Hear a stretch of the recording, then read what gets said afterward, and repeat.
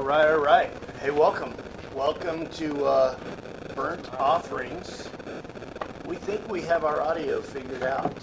So if we don't, just start, putting some ugly face emojis or something on there. But we think we got it figured out.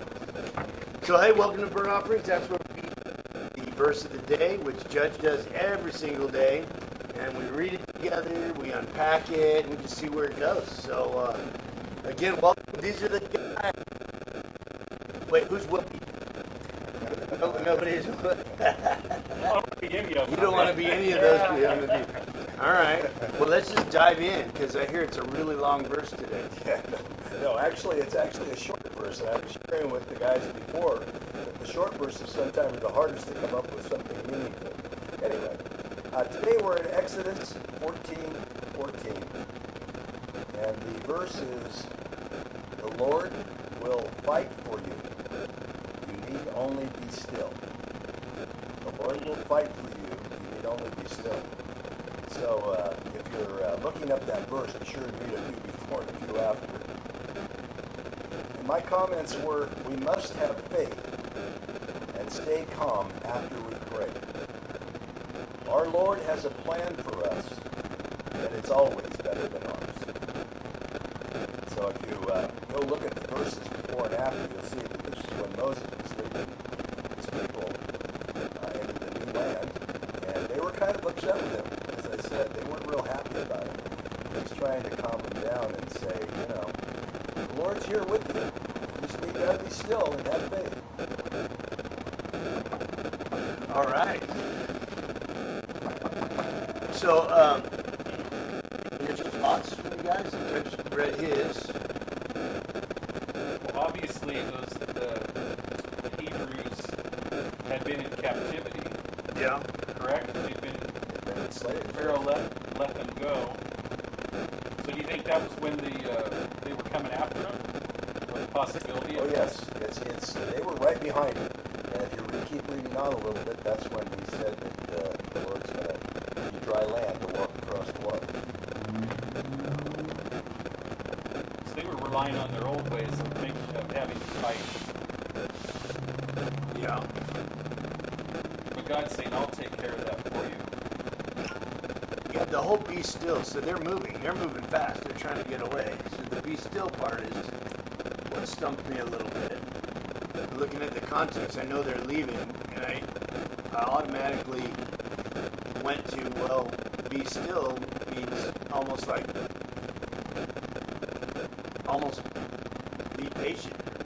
Or Psalm 23, we Be talked trusting. about. It's but still, I almost wonder if it's like they're running around. They can't, they think if they just keep literally running, they're going to be safe. Or if they just stop, be still, and rely on God to provide their escape. You got to keep in mind that these are all translated out of different languages and stuff, right? So a lot of times, as I told you before, I'll go look at some of the synonyms in that, and be still also means to be calm.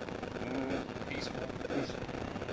And so, yeah, you got to keep in mind that I think what he's saying really is that you really got to have faith. This is what we were told to do, and his plan is better than ours. So have faith, stay calm, and keep the faith. Yeah. Okay. It was a rough time for them, obviously, and they were talking about, I was laughing earlier. Basically, what they were saying is the only reason they're leading us there is so they have us to bury there, because none of us are buried there yet. Is this the new promised land? There's no graves there yet? Well, there wasn't any of the Hebrew, Jewish graves, yes. All right. Well, so paraphrased, it's don't panic. God's got this. I think that's one way of putting it, for sure. Yeah. I think so many times we, we've talked about this before. We pray for something. They were escaping tyranny, obviously. But it takes a while. It takes a while for God to work. His timeline is different than ours. And as we've talked also before, sometimes the plan doesn't seem real easy at the time. It's pretty difficult at the time. But you have to have faith that his plan is better than ours and it will work out. And in that case, it certainly was. And course, the trip was successful, and as we know, the sea went back on the Egyptians, and that was the end of that. Something I'm reminded of is sometimes we tend to forget, just like they did, all of the miracles that God has done for you, continue to do, and yet we're just focused on this one thing that's freaking us out right now. He's brought you out time after time, or taken care of you, delivered you. Kind of a reminder of that. I mean, that was a struggle for them. What they were going through was a real struggle, and they were, kind of revolting against Moses and saying, "What are you, crazy? Maybe we should just go back." Because as men, it's particularly challenging because we often feel that we need to be, as men, we need to fight. We need to fight our own battles and to really face conflict, head on, and be headstrong about that. And then it's hard just to be still and be calm because we can well up with rage and we see red and we want to go out and fight. And in the Hebrews case, they were facing an army, a little army. I'm sure there was a lot of Hebrews, millions of Hebrews, but a lot of those were women and children. And so I'm thinking the men want to stay back and make that sacrifice and try to fight a physical battle when God's way more effective in his supernatural ways was able to totally wipe out the enemy that was attacking them in a single moment and continue to do so and deliver them from their enemies time and time again. And it just shows that his power is just so much greater than our own manly strength that we think is superior sometimes. I know we all have ways of reacting when things come, trials, struggles, or even if you're not in imminent danger and you're seeing something happen across the street. I had a friend that no matter what, the most unusual things, even if we were, he would get in a protective position when something was happening to where there was somebody else who would have to encounter whatever was going on first. And I mean even fun stuff. So like, let's say you're at the lake. Guy comes up with crazy, but he wants to know who's going to go and learn how to kneeboard or whatever first. He would step back around and let someone, he wanted to see it happen first, know for a fact that it was completely safe, and then he'd be all in. It wasn't like he was a chicken for anything. He was never one to experience something until he saw he wanted to know how it went down and see it all. I'm not even going to tell you who it is, but you laugh. But anyway, how do you guys react? What's your first reaction when they're in a situation where are you still, or do you take off a little bit and start praying for some wisdom, or what do you do? Or are you just frozen, taking it all in?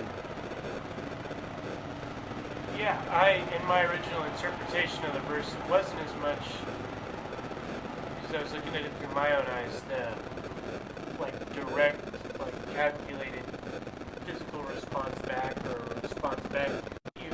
And there's not you're going after him, you're just, hey, easy, don't retaliate like that. You're just going to be all over the kind of place that's telling you don't do that. Just calm down and wait.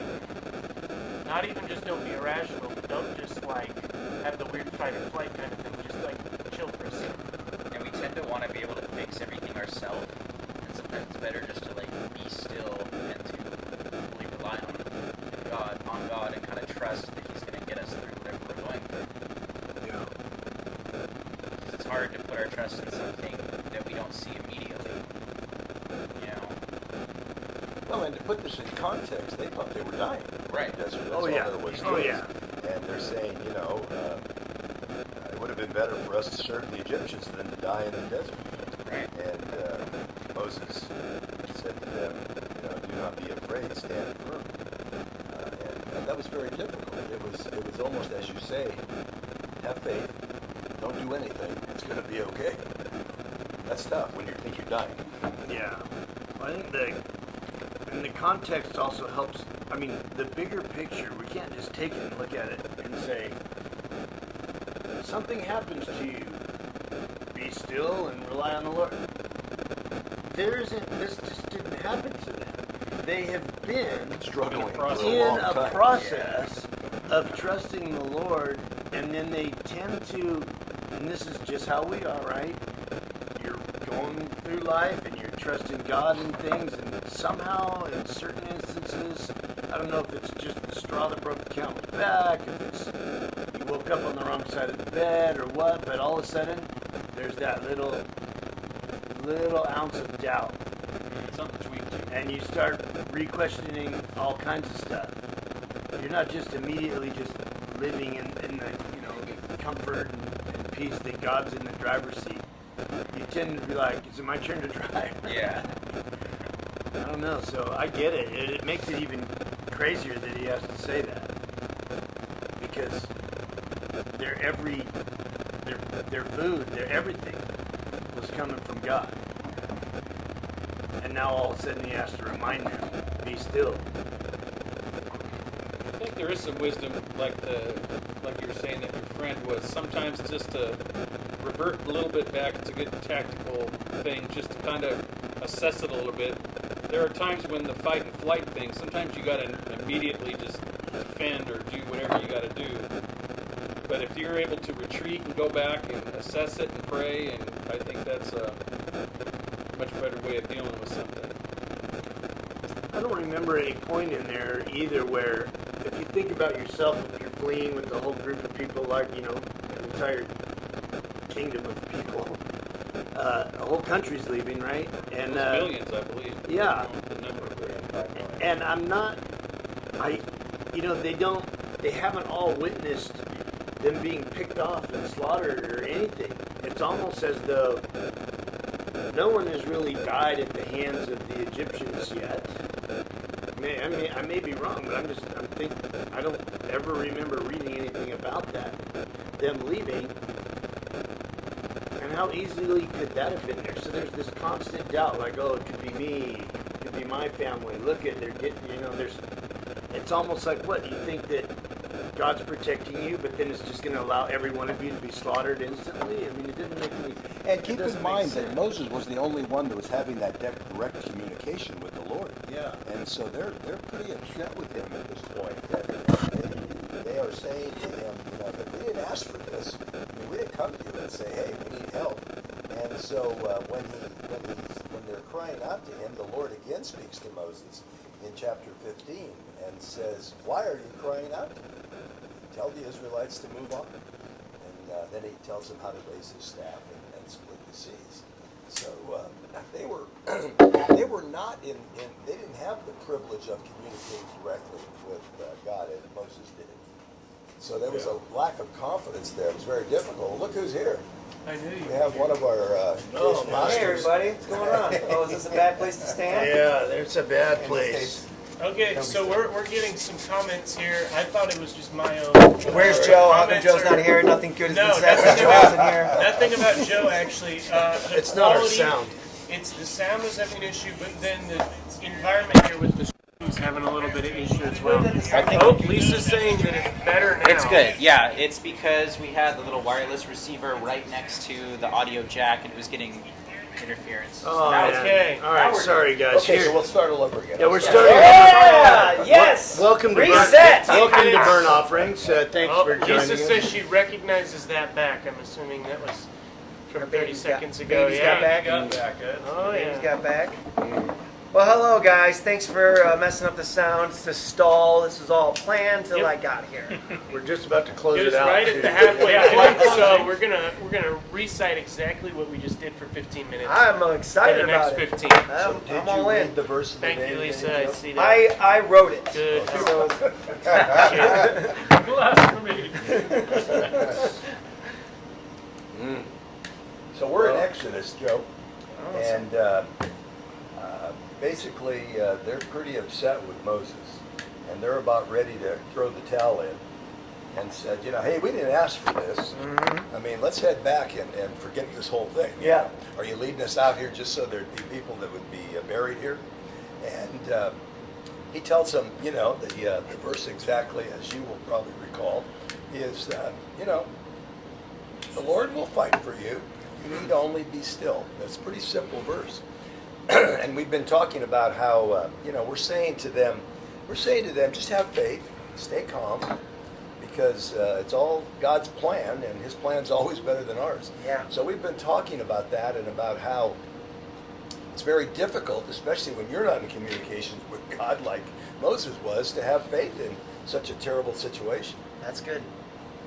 Whenever I think of this passage, whenever I think of this situation, I always think of people will sacrifice their freedom for comfort.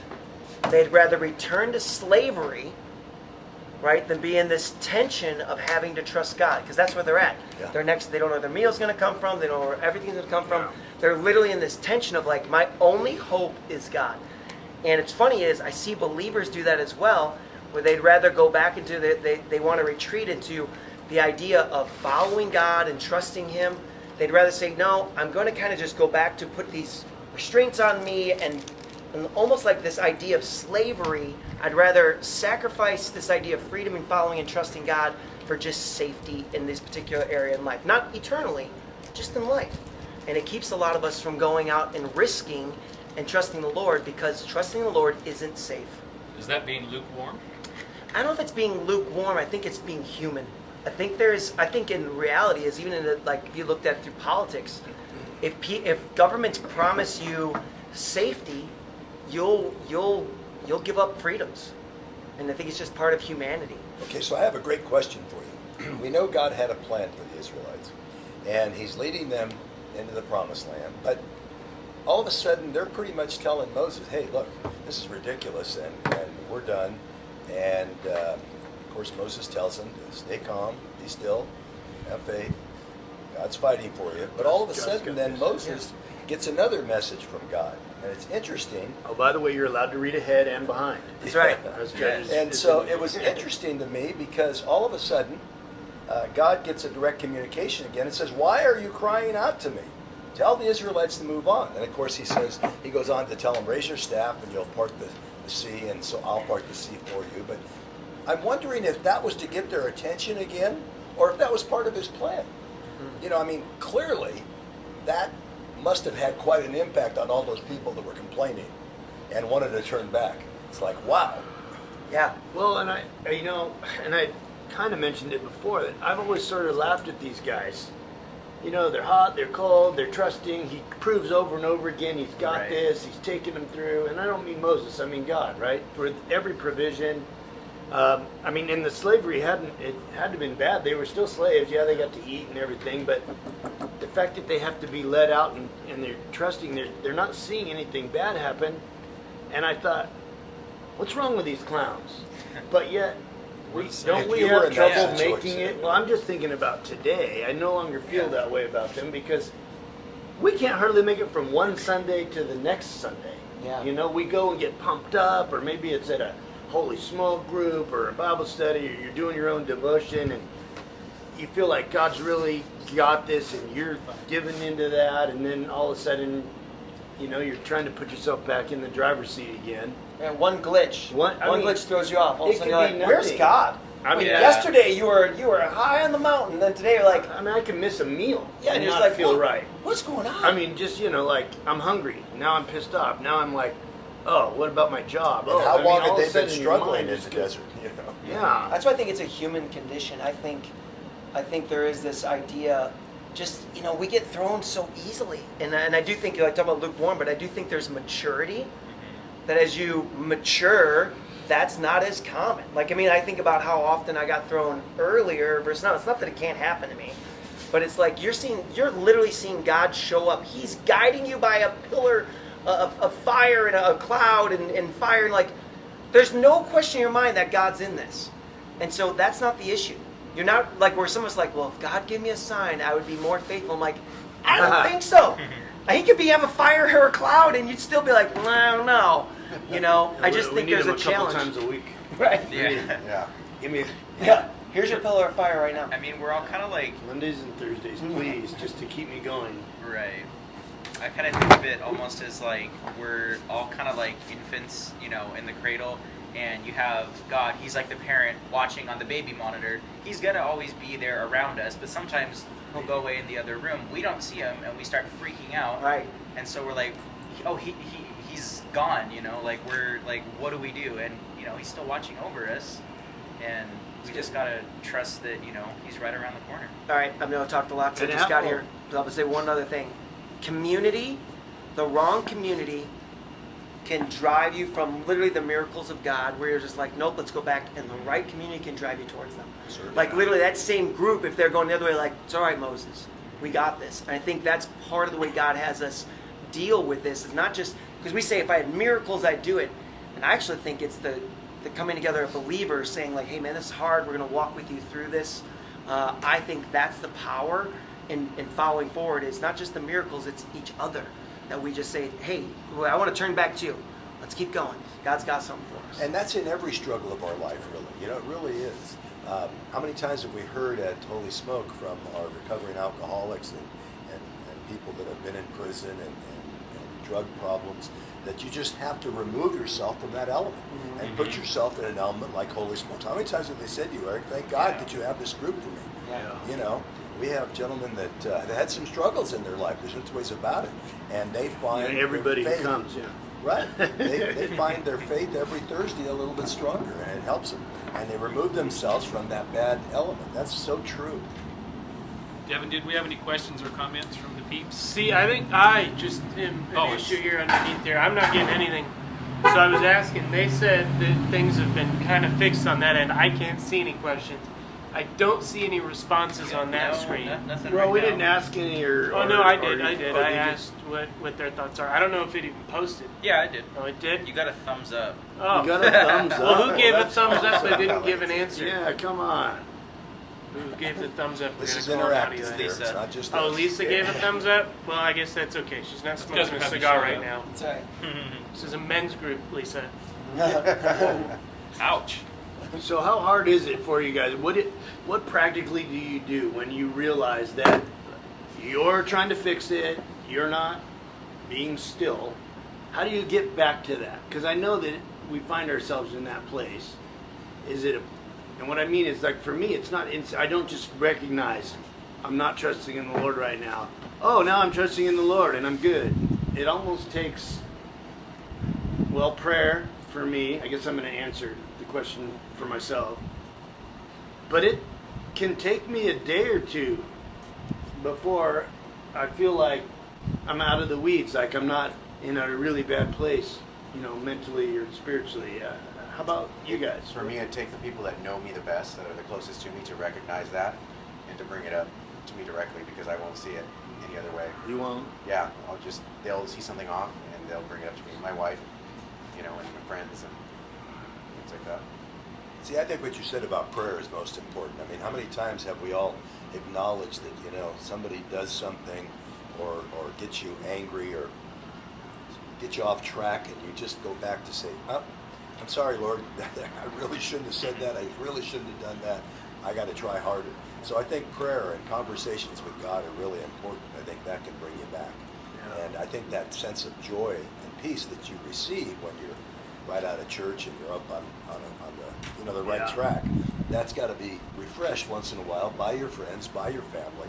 That's why these groups are so important. We've heard that so many times, And just today, Kat was saying to me, she said, I can't keep track of your Bible studies. And maybe that's, which one goes every Tuesday and which one goes every Thursday and what's every other. And, maybe that's my way of keeping on track. It's so much easier when I'm around guys like you that believe. Total immersion. Then, Yeah, huh? and going to the Sprinkle. Word and what we do on Holy Smoke and unpacking the Word, that's my way of keeping on track. Of course, I have the privilege of being retired, and I can go to a lot of different Bible studies. Well, I think for me it's vulnerability. It goes faster if I don't stay in my head. It goes slower, and that's not that God doesn't bring me out of it through prayer and stuff. It is, but I think if I'm willing to be vulnerable and talk to some people that I trust, it goes faster. I think that Community you're talking yeah, about. it's community, because I feel like Satan literally is like goal is to like isolate.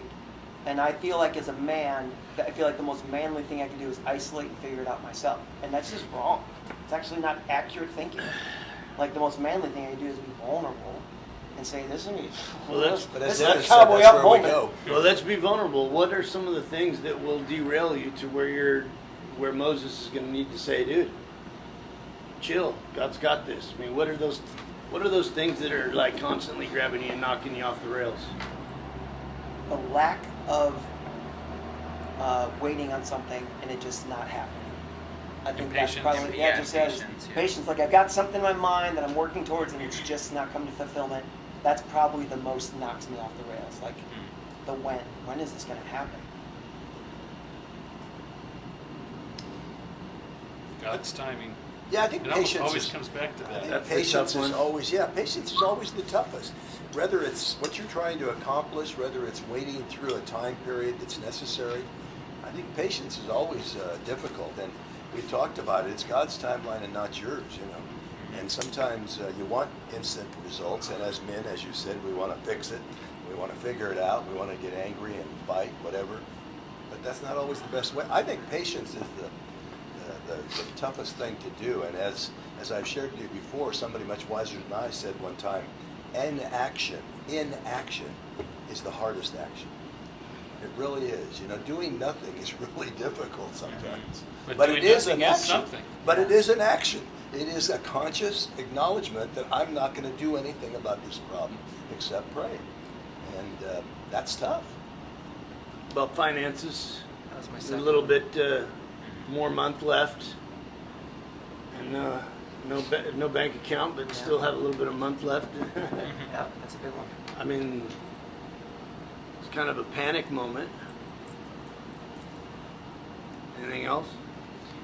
Yeah, not as much now because I'm out of school, and that was a big place I'd see it. But when the writing's on the wall for something, and you just know, like, you see it, and there's not a whole lot you can do. You're on the train tracks, and it's coming.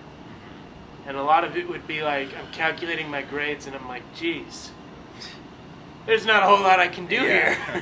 I got 12 hours to study for that test that's in a half hour. Well, no, it's more like I've got 12 points left, and I need 30 to pass the deal.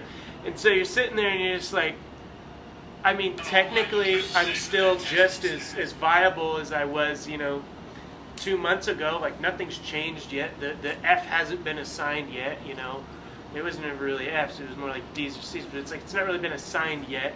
And it's like, but it's there. And it's like I'm just watching as the train just comes and plows me over. And it's like an inverse of patience, because it's like I want to avoid it, but it's like I put myself in this hole, and now I have to watch myself get buried, and I'm just sitting there just watching it happen. It's just the worst. Hopefully that doesn't happen. So Seriously. so you feel helpless? Anyone feel I guess, angry at yeah. yourselves? What are the emotions that are tied to this before you realize you need to be still? God's got this. Frustration. Frustration. Fear for me, that sometimes when things are going really well, it feels like they're going too good and that can't stay up forever. It's You gotta- just know the shoe's there's- going to drop. there's gonna The be other something shoe's that's going to gonna drop, hit, yeah. right? Right, like it's going so well, like what can go wrong? Where And everything's start real focusing nice on- and quiet, and all of a Right. sudden you Instead just of wait. like And then- appreciating. Right, Yeah. and then you get The distracted. calm before the storm. We're all guilty Yeah. of that. That is Yeah. so true. Yeah. Oh my That seems gosh. more intense than being in it. Cause like, well, okay, Right. it's bad, so I'm just gonna deal with You're that. just- But you're preparing is for it gonna that. get bad? If it's Yeah. not happening? Sometimes I can't trust Yeah. the joy and the peace. It's like, man, I really want to enjoy this, but it's not normally like this. How is this? What's next? The Yeah. last time that I experienced that was the day before Fresno State and everything got shut down for COVID. Oh, really? That was. I remember like I was in college and I was like, man, I really like this student job here. I like this department. Like I'm just really happy right now. Like I get to work with all my friends. Oh, and, nice. Like I'm about to graduate. I'm like, this is awesome. So you caused COVID. So I yeah, did. your I fault. single-handedly All your caused fears were COVID, confirmed. yeah. Thanks Yeah. a lot. Chinese He trip. had some really good bat soup, and he was feeling great. Oh, and so he some bat soup. Yeah, Yeah. he Bat got soup upgraded was to first delicious. class on Also, United on the way bats. home. On Wuhan United. Bats, you know, the Oh, yeah, that's The what virus. Bats. Yeah. But I definitely feel on that. his flight, on his Wow. international flight, he had a little bat soup, and It was then just so. I feel that though. Everything. It feels Yeah. like you you finished tying the bow on it. You're like, I have nothing. It's like it's just perfect. Like when I graduated, Yeah. I got all this stuff. I started the job. I'm like, this is great. And then I just got boom, just freight train. Somebody It's like, runs oh, geez. over it. Yeah. I dislike that I'm always where they are. Again, it's almost like that Groundhog Day. It's like, okay, all right, God, and you recognize it. It may take a couple days, but darn it. You know what I've been seeing lately where I actually recognize, you said it's your friends. I'll see someone just like smiling and happy and realize I'm like this. and I see it. And I'll be like, I see the smile, I don't feel me smiling, and I'm thinking, oh shoot, what's going on? Right. I'm like checking myself internally, and it's happened to me the last couple of weeks, and I'm like, I wonder if I practice smiling more. You know, will it force my brain to always stay there? And then I'm praying all day about it. Then you just look like the Joker. Yeah, you look horrible. Joe Biden. All right, so I it's a tend to- resting smile. I tend to. You have resting boss face. I tend to be more concerned, like, so when I'm waiting on the Lord's provision, like, that's intense. But after the Lord provides, is more intense. Mm. It's more like, and like, God will give me, like, have these talks to me, but I was just like, am I going to mess this up? Like, Yeah. am I going to somehow, like, I feel like I'm going to blow it. That's the good time thing we were talking about. Yeah. It's tough. And I'm always like, and Lord's always like, he like, and it's funny is, I find myself checking the bank account more, making sure I'm being responsible and being a steward. And Yeah. God just keeps telling me, he's like, that's the provision, I'm the provider. He goes, and it's almost like them where they get to idolatrous in the desert, where he's like, do not idolize my provision. You know, even that, so now that I have it, he's like, it's almost like you're almost like checking the bank account to the point of like worship. You know what I mean? Like you gotta check with me, and it's funny. So letting go of the provision, You're like It's- protecting it. yeah, almost. it is, because I feel like, and if I'm being Feel like honest, you have to protect it. I feel like it's a reflection on me about how Yeah. I'll do a bad job, and this will all be my fault if it goes sideways. And so it's this really weird, like, God's provided, and I have this crazy guilt, fear, and I just have to let it go and say, no, if this all goes away, God, you're my provider, I worship you, this is yours. And it's constantly of surrendering either my need or surrendering my provision over to him all the time, just relaying it at his feet. Because both of them make me want to not look to him, but look to either my need or to my provision. So you can see that even the Old Testament can speak to us. So many right. guys are like, well, what do you study? Oh, the New Testament, especially the Gospels. I just have such a hard time with the Old Testament, you know, and all the stories and stuff. But, you know, a lot of times the verse of the day, you know, forces us to really dig in. And that, like, speaks to us right now, today. Even though we're going back to context, now we're applying it to our own lives and realizing we are the Jews. We are still in the desert. Nothing new. Still trying to be guided out. Still And still not. have to be faithful and stay calm. That's right. And worse,